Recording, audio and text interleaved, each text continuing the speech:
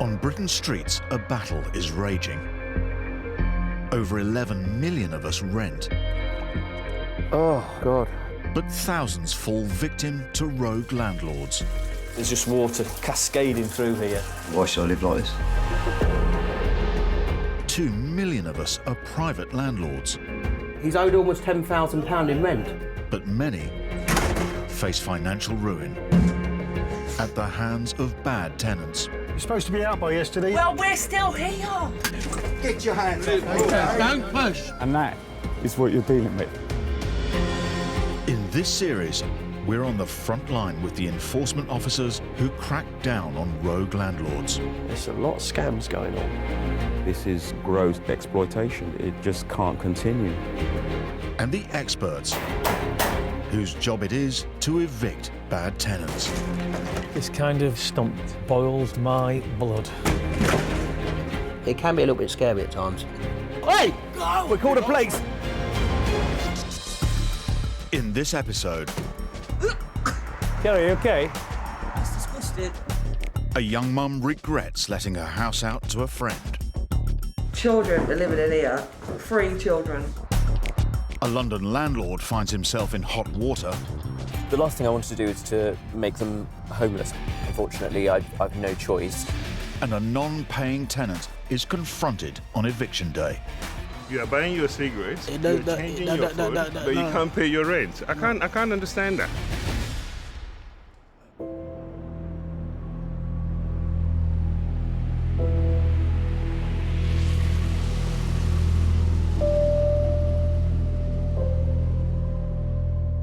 London's acute housing shortage means vulnerable tenants are often being squeezed into dangerous properties by unscrupulous landlords. It may be profitable, but it's also against the law, and it's the job of council housing officers to close them down. Responding to a blaze in a laundrette 2 weeks ago, firefighters saw what looked like someone's home in a converted storage space at the back of the business. The building is too small to be legally used as a residence. Today, along with the police, Harrow Council enforcement officers Micaiah and Joe are investigating this tip-off. This structure does not have planning permission to be used as residential. Let's get this resolved. They've arrived at dawn, hoping to catch anyone who's living behind the laundrette before they leave for work.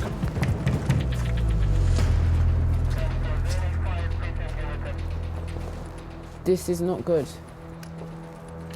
There are times as an enforcement officer when you walk up to a premises that you need to inspect and you're like, oh my gosh, seriously? No. The fire brigade state there's 3 rooms, but 3 rooms could be 3 people or 30. So I need to get in there.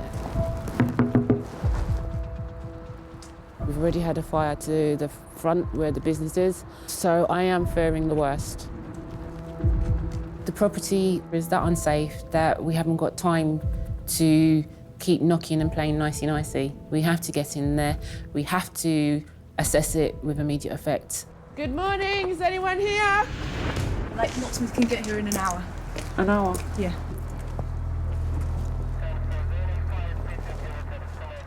Oh, wait a minute. Good morning. Good morning. London Borough of Harrow. I've got a warrant to enter the premises. It looks like the firefighters' suspicions were right. Who else is here? Who else? Anyone else? Yeah. Do you want a few moments to get dressed as well? Appears to be occupied by 2 individuals. Where are you from? What language do you speak? Not English, but what language do you speak? The lady, if she doesn't speak any English, or at least she's refusing to speak English. It appears that there are 2 people living here. As Joe attempts to interview them, Do you have a tenancy agreement or anything to say that you can stay here? Yeah, I need it. Can I have a look at that, please?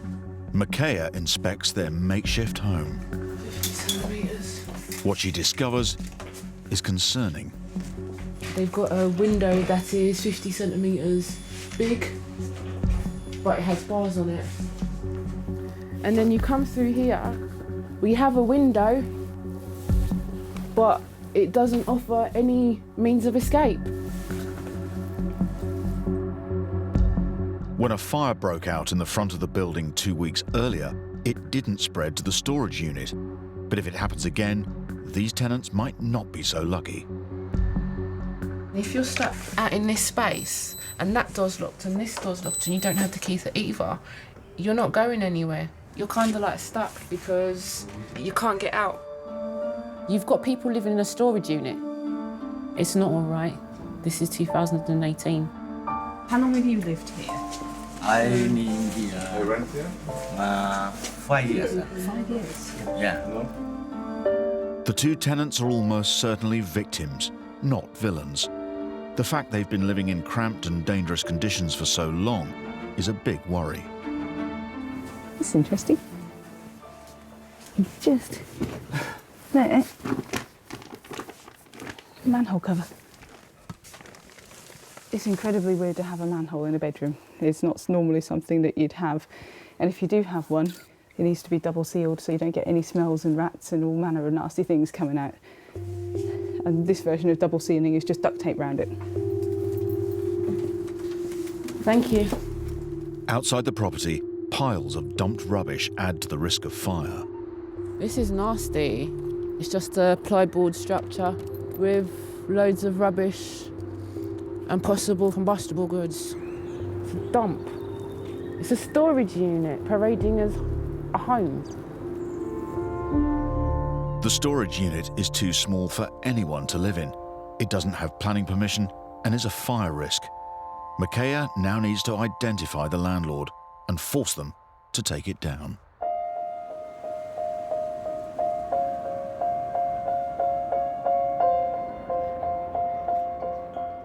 For small private landlords, renting to a friend might seem like a tempting option.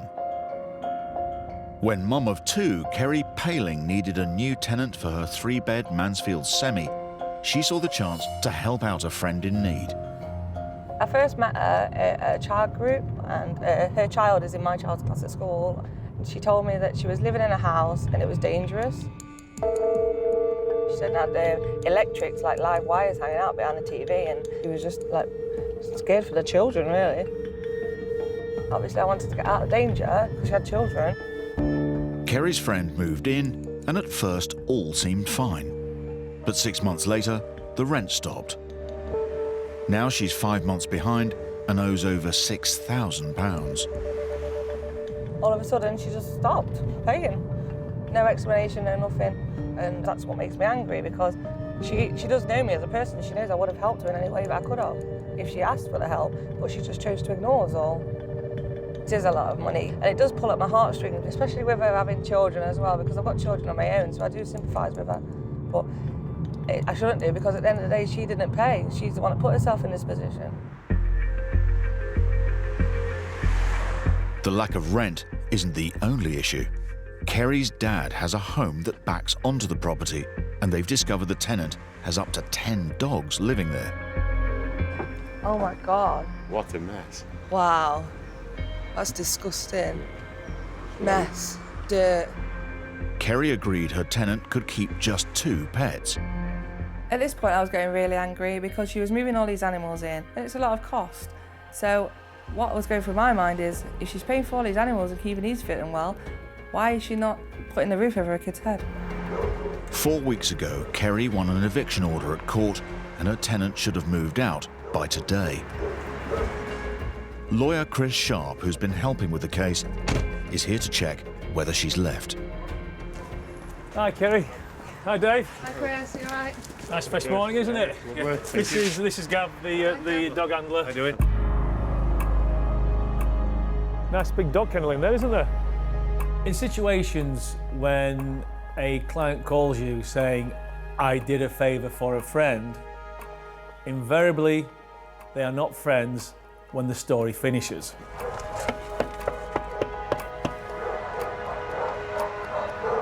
You know the dogs, it's clear they're in. Up close, it appears that a non-paying tenant has filled the house with rescue dogs. You can actually smell the dogs this side of the door outside. Yeah, it's not pleasant, is it? Not nice. It was shocking beyond words. It really was. It's like a zoo. It's disgusting. I've just noticed the window. Not only has she moved 10 dogs in, she's also disrespected my house. It was a mess. I could see the window was cracked and the blinds were hanging off. I started to realise how bad it was.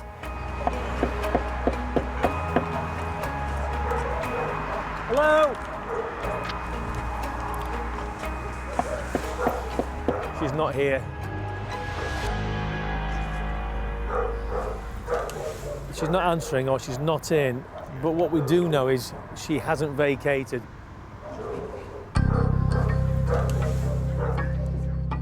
It's frustrating for all landlords when this happens. Unfortunately, she wasn't in. A pack of hounds were in, but she wasn't. The state of the house, I'm really worried about getting inside, especially for that smell. You can smell it from the front door. It was disgusting. Yeah. Bad. What about the children that live in there? Yeah. At the start of this morning, I did feel sorry for her, but now, not at all. Now, she's just completely disrespected, like the fact that I was a friend. Kerry will have to call in the bailiffs. She now faces an anxious wait to see what her former friend has done to her house.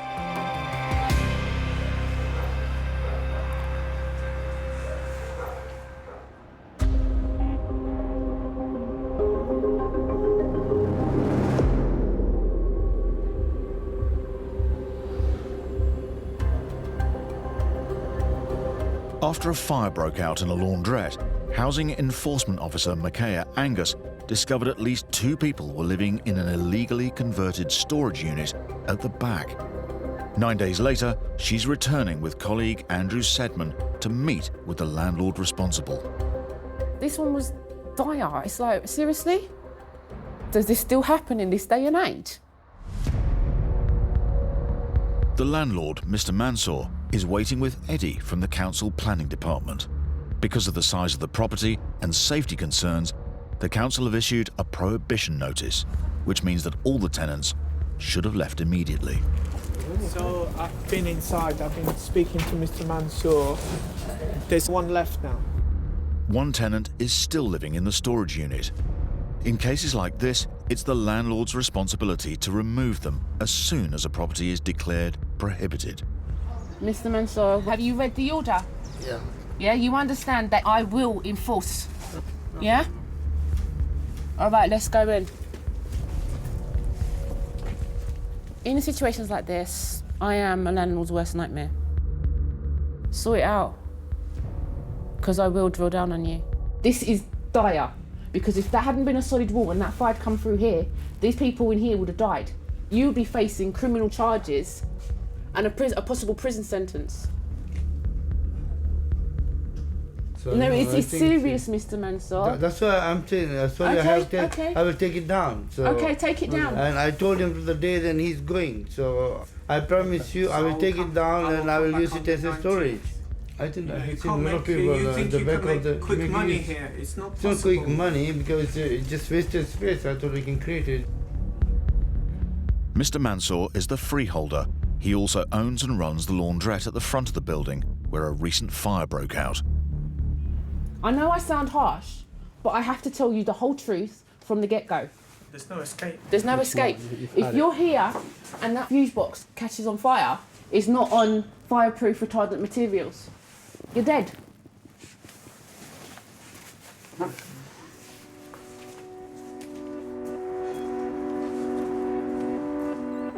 I know it's unfortunate things happen in fire, and that's why I think when they build the solid wall between the shop and the accommodation at the back, there won't be any fire if something happen.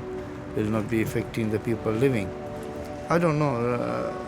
I was not getting a big rent anyway. A small support. Mr. Mansour, when it's empty, please call us. 18, yeah, I'll call you. Thank you. The housing officers have ordered Mr. Mansour to remove the remaining tenant and convert the space back to a storage unit, or he may face prosecution. Mikhail will return to ensure he complies.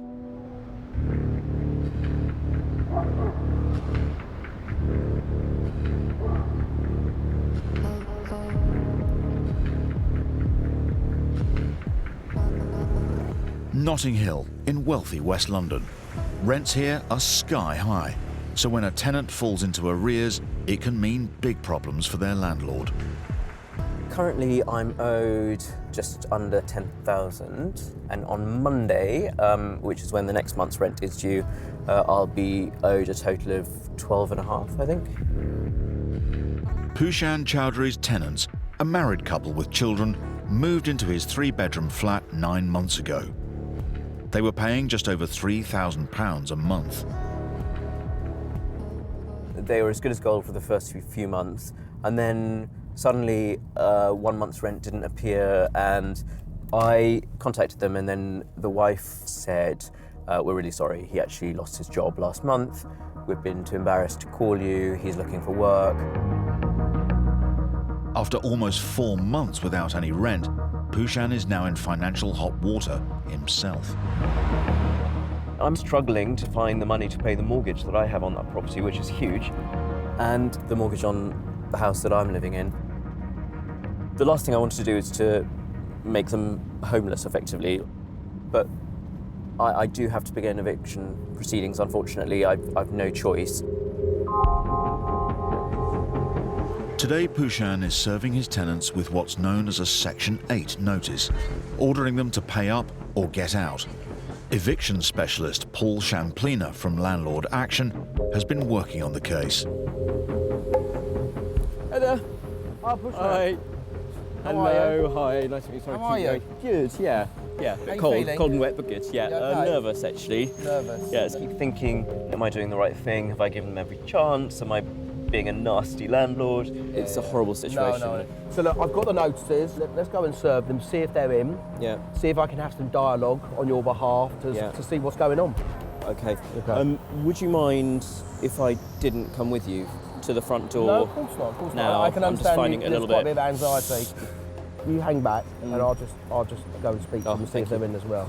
I just felt quite embarrassed by the whole thing. There was no sense of victory or gleefulness. I was just embarrassed. They've put the blinds up. Look, is he looking through the window?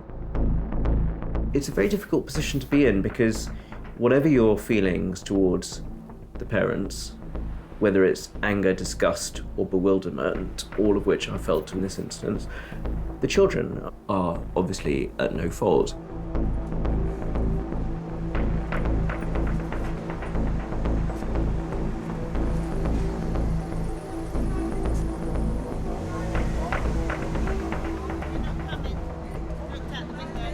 They looked out the window, though.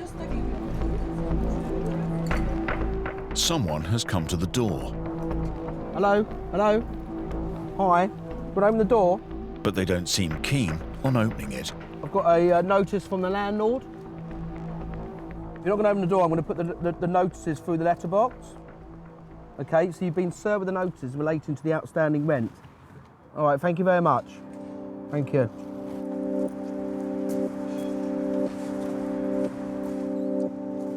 Pushan, I just had a conversation with a green door. Okay. Okay. He wouldn't answer the door. He saw me coming. You spoke to him? I spoke to him. So we've just got to wait and see if we get any reaction. So don't worry. All right. It may be that he would say, right, here's a lump of money. Yeah. I want to stay here and then put things back on track. If they ignore it and they don't pay, then we will be going to court to get a possession order. All right? Okay. All right. Okay, I'll speak to you soon. Take care. Thank you. All the best. This is a whole new situation for me. I just kind of felt numb. Half an hour later, and the tenants do contact Pushan, but not to offer any money. Pushan, I'm totally disgusted by your bullying tactic. The children are inconsolable and completely terrified by the aggressive language of a man constantly pressing the buzzer and shouting through the letterbox about evicting them from their home. What on earth are you thinking? Question mark, question mark. You have made us all feel like prisoners rather than people trying desperately to make ends meet. I thought you understood our predicament and wanted a smooth and amicable solution. Why would you possibly think this would help matters? Question mark, question mark. Your thoughtless actions this morning have left me very upset, distressed and angry. When I have calmed down, we need to have a frank discussion. That's what I got off. I'm sorry, I was laughing. It's all my fault. So, nothing to do with them not paying rent since, well, for 5 months now. Getting on to 5 months. It's hysterical. Not 1 penny, not 100 quid, not 50, not £1, nothing. With the notice served, it'll now be down to the courts to adjudicate what's becoming a bitter and costly dispute. It's quite bizarre. I felt like a teenager that you've been feeding and housing and is screaming at you because you don't understand what they're going through.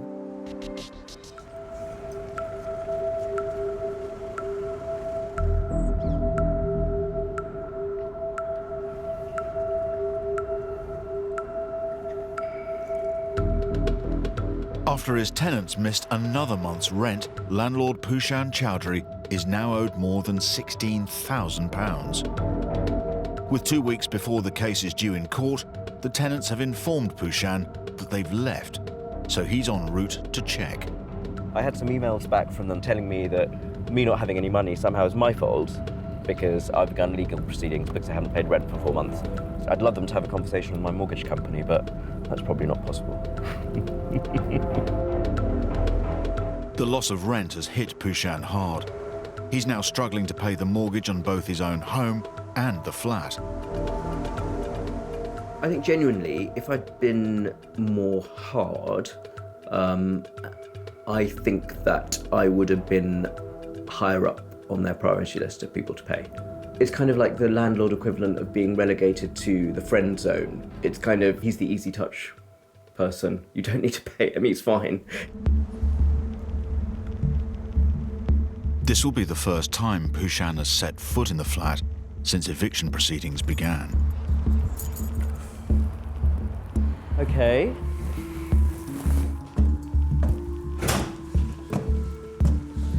The floor is just beyond.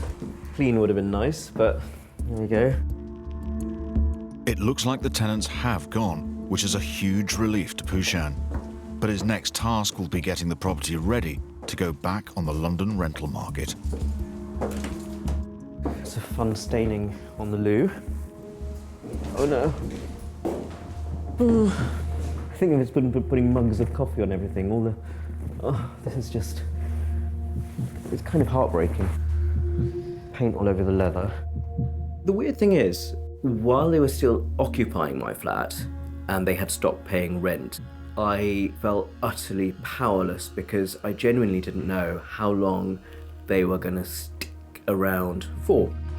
Yeah, I had a few words from my mother as well. She was not impressed. This is what you need, your 79-year-old mum telling you you're rubbish at business. I think they've replaced a bit of floorboard. And they seem to have used kind of scouring pads to clean everything, so anything that was shiny is now just scratched. The tenants are currently paying Pushan £1,000 a month to clear their debts. But in the meantime, he's been left out of pocket as he's had to cover the lost rent to ensure he kept hold of the flat. The mad thing, of course, is that if I stop paying the mortgage on this place when they stop paying my rent 6 months ago, I would not have a house anymore. It would have got repossessed months ago. So I've had to find that cash that they have not bothered to pay me, and I need it back.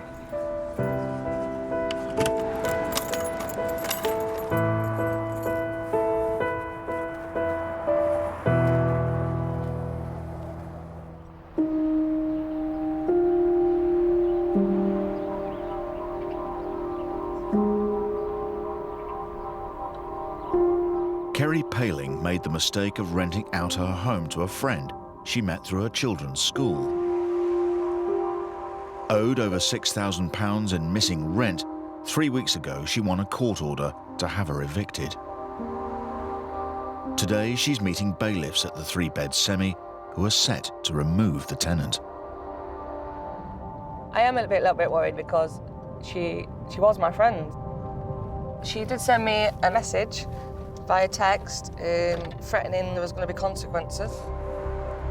Kerry was suspicious her tenant was running a dog rescue centre from the home without permission, and she's now found evidence online that seems to prove it. I'm just dreading what we're going to find. The worry is, though, if it's really bad, there's children living in there. There's still a coffee mug on the windowsill that's been there about 6 weeks now, so I'm not expecting inside to be anything nice. With the threat of potentially dangerous dogs still on the property.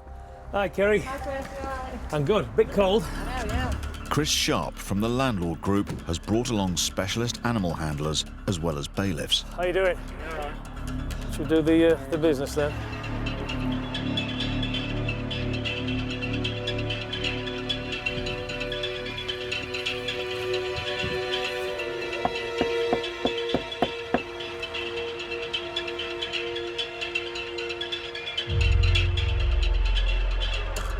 With no answer, the bailiffs decide to enter.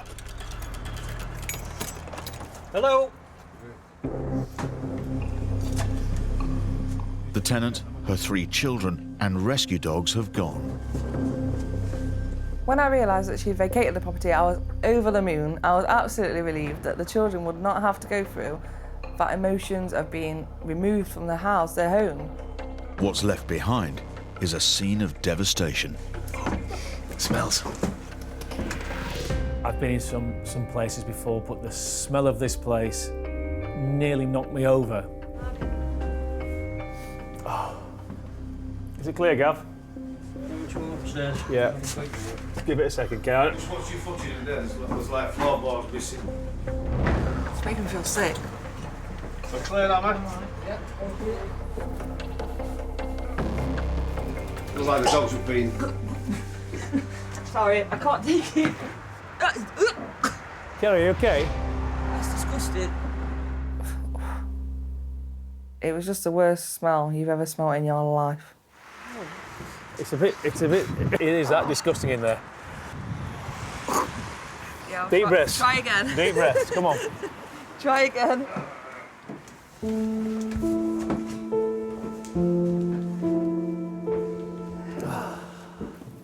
You see the floorboards in front of you there, that's where the dogs have been gnawing.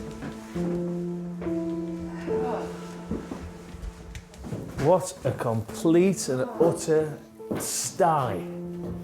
Just watch that, Kerry. I dare say it wasn't like that when you left it. No, it wasn't. It was carpeted as well. I don't know where they've gone. I would not even allow my kids to step foot in that house. And I wouldn't even let my dog live in there. It was that bad. What makes this all the more difficult is Kerry met her tenant through their children's school. Children are living in here. 3 children. Get out of it. Yeah. It's really disastrous. Shocking. Absolutely shocking.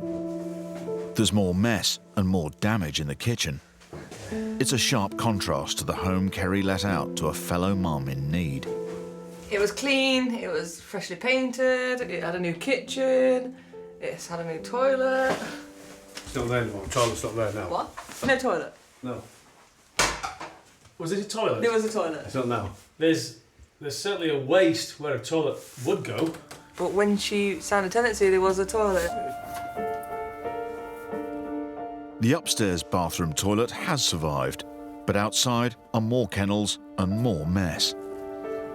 Watch where you stand.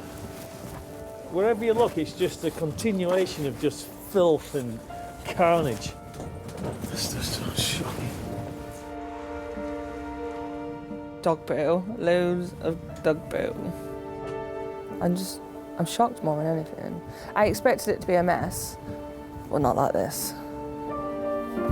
After a year in the property, Kerry's former friend has left her mark in every room. Oh my God, the wall's missing. Look at the state. Who lives like this? Wow. Total neglect. So look in this one. Oh, it stinks. Absolutely filthy. It's not even safe for a child. It looks like a note from one of the children. It says, "Mummy is caring and lovely. She tries her best." I could cry for them. I really could. Because they are such lovely kids. They are. I speak to them all the time. Well, I used to. Absolutely heartbreaking.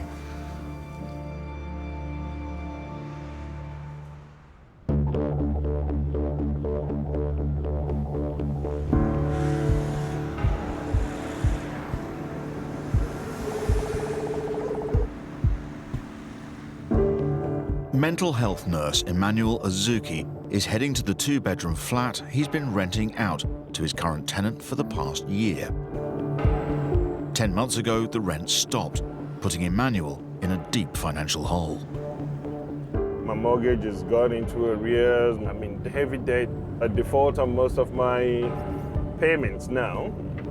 I get chased about by the bailiffs. This tenant has been avoiding me. I've written him, I've texted him, but I haven't had much direct contact with him. He's wrecked my life, I want to say, really. Father of two, Emmanuel bought the flat with his wife 9 years ago and never expected to become a landlord. We intended to live there, but my wife passed away and I couldn't manage the kids on my own, so we decided it was best to move in with my mum. 3 months ago, Emmanuel won a court order telling his tenant, William Manitou, to leave. Today, finally, bailiffs are scheduled to kick him out. Paul Champlina from Landlord Action is helping with the eviction. This really touched at your heartstrings because he was working really, really hard as a nurse for the NHS, and he was just desperate to get some rent in. While waiting for the bailiffs, Emmanuel spots the tenant, Mr. Manitou, already outside the property. I must admit that when I saw the tenant, I was quite shocked that even at this point, he is still there. Why do you think things should come to this? Why do you think things should come to this? You know, to be honest to you, it's a very complicated brother. Used to work somewhere, then the job stopped. Understand? The tenant was very, very nonchalant and very laid back and a little bit blasé about the rent. I'd be cheesed off and I'd want some answers. I explained to you what happened, you know. You're driving your car, you're fueling your car, you're buying your cigarettes, you're changing your food, but you can't pay your rent. I can't understand that. He didn't show any remorse. There was no indication that he felt bothered. Yeah, I thought I was dealing with a selfish guy. I think the problem's been a bit of the lack of communication, so that's why you can imagine why... He will avoid me completely, he won't call me, he won't talk to me, nothing. But I mean, listen, it happens. People fall on hard times, we understand that. He will avoid me. But I think it's because he didn't hear from you. I never avoid you. Don't say that, bro. Me and you been like brothers. I always respect you. All I was determined to do was for him to get out of the property. The reality is, he's got a mortgage to pay. My income is low, understand? How much I get a week? So I should when I was suffer for your working. income. I think Emmanuel did well to keep his emotions in check, to be honest. Should we walk around here? Let's go around here. Okay. Come on. He set me back so much. I'm not happy about all this stuff, but it's not my fault anyway, so it just happened, so I got nothing to say, you know.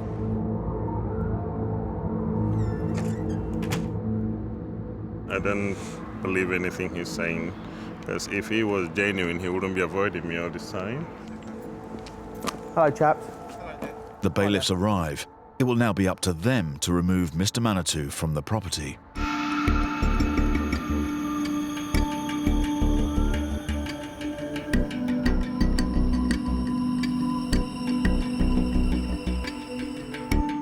In Dagenham, mental health nurse Emmanuel has been left deep in debt by his non-paying tenant. Today, with the assistance of eviction expert Paul Champlina and the bailiffs, he should finally get his home back. Hello, chap. Hello there. Hi there. Come on. Hey. It's the landlord. Nice to meet you. Hello there. Are you expecting anybody to be here at the moment, or are they already gone, or what's the situation here? They're still there, yeah? The tenant's still there, yeah. Okay. When the bailiffs arrived, I thought finally we are getting somewhere. 3 months after a court ruled he should leave, the tenant's being evicted. This is the chap here. William, yes, it's the bailiff. Can we go in the premises? Emmanuel believes that the tenant, Mr. Manitou, is the only person living here. Have you seen these people before or not? I've seen them, but I see them outside. But not in the flat, you can't come in. I'm not being let in, you know. Yeah, he won't let me in. When I went in there, I realized he was living there with his family. At the time he moved in there, he moved in as a single occupant. Which is that one? That one explains you have been evicted, so that's the one you need to keep hold of, okay? Widowed Father Emmanuel is out of sympathy for his non-paying tenant. We are all in the same situation in this system, really. We all have to provide for kids. You can't use that as an excuse. I feel he's even luckier. He's got his partner. I haven't got that. And I have to do just about the same thing he does. Okay, you're free to go then. Yep.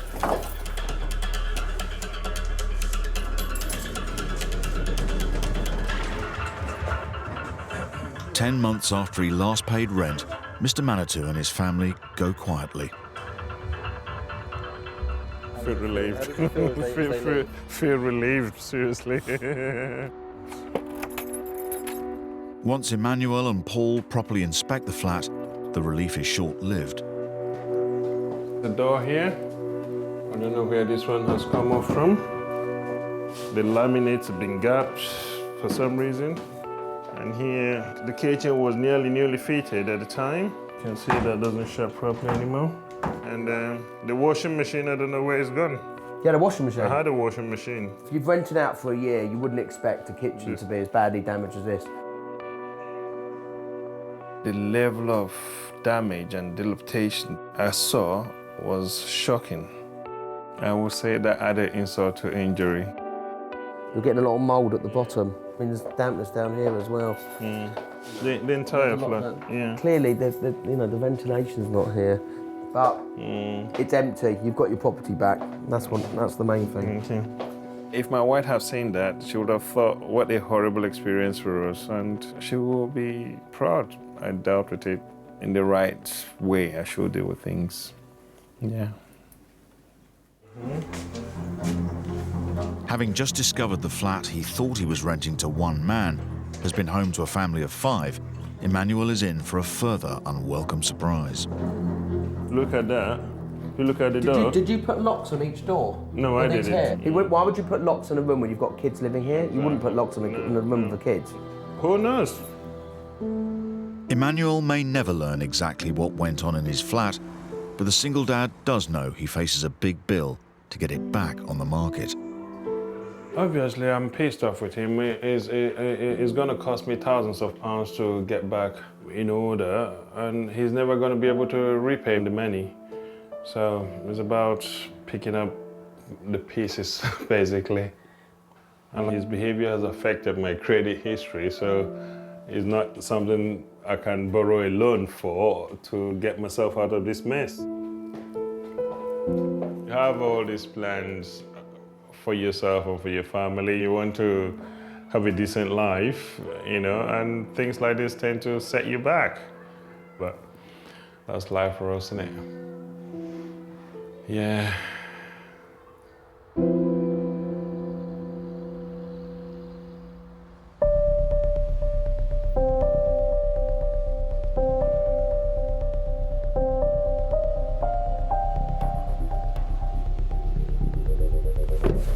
Council Enforcement Officer Micaiah is back at the laundrette storage unit that had been illegally turned into a residence for 2 people. 4 days ago, the deadline for the landlord to restore it to its original use passed. Hello, good morning. She's returned to meet him, and it appears there's no longer any tenants living here. However, the bathroom hasn't been removed. You can keep the toilet, but this will be going out needs to go. Tonight. This needs to go. I'll tell you why. That and the water. No, I'm going to take it out today. You will be called into our offices at a later date. Yeah. For a PACE interview. Yeah, no problem. You know what I'm saying is, I don't mind. I made a mistake. If you're going to be silly about it, you've only got yourself to blame if you end up with an officer like me. Because I will make your life a misery. Come with me, we haven't finished talking. The kitchen has been dismantled, but Micaiah soon spots other worrying issues. This is your RCD, your fuse box. It's supposed to be on protected fireproof material. It's just on a wall. On the primary means of escape. The shower needs to come out. It will come down today. And this needs to be removed. Housing officers became aware of the illegal residence after a blaze in the laundrette at the front of the building that Mr. Mansour also owns and runs. Anyone caught in there, residing there, living Nobody in there? will be. I made one mistake, I will not make again. See, I made a mistake, I know, I didn't realize it's such a big issue. But now I know it's not right place, so I will take it out. This was really unsafe, and you're lucky, because it wouldn't have been me, it would have been the coroner, the police, and you would be in a police or prison somewhere if someone had lost their life in here. It could have been a lot worse. Thank you very much, Mr. All right. Mansour. No problem. You've put people's lives at risk. The only saving grace is that there was a solid wall. If there'd been a little fault in that wall, that fire would have spread into that storage unit. There is nothing they can do to make it a safe residential unit because it's a storage unit.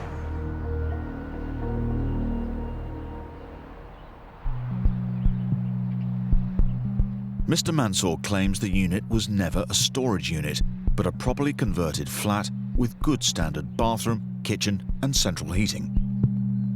He maintains that none of his tenants were at risk as there was a solid wall dividing the shop and the flat. He points out there was no damage where a fire did break out in the laundrette. He refused to clear the rubbish amassing in the rear yard of the property as neither the yard or the rubbish belonged to him. Next time. So now we're going to be nitty-gritty over little stickers on the wall. Unfortunately, We've done everything else for you. A family confront their landlord on eviction day. This is your walls, your cracks. A panicked mum has to protect her children from their dangerous home. I'm freaking out and I'm terrified. And housing enforcement officers raid a suburban bungalow. The pantry's being used as a bedroom. The entrance hall's being used as a bedroom.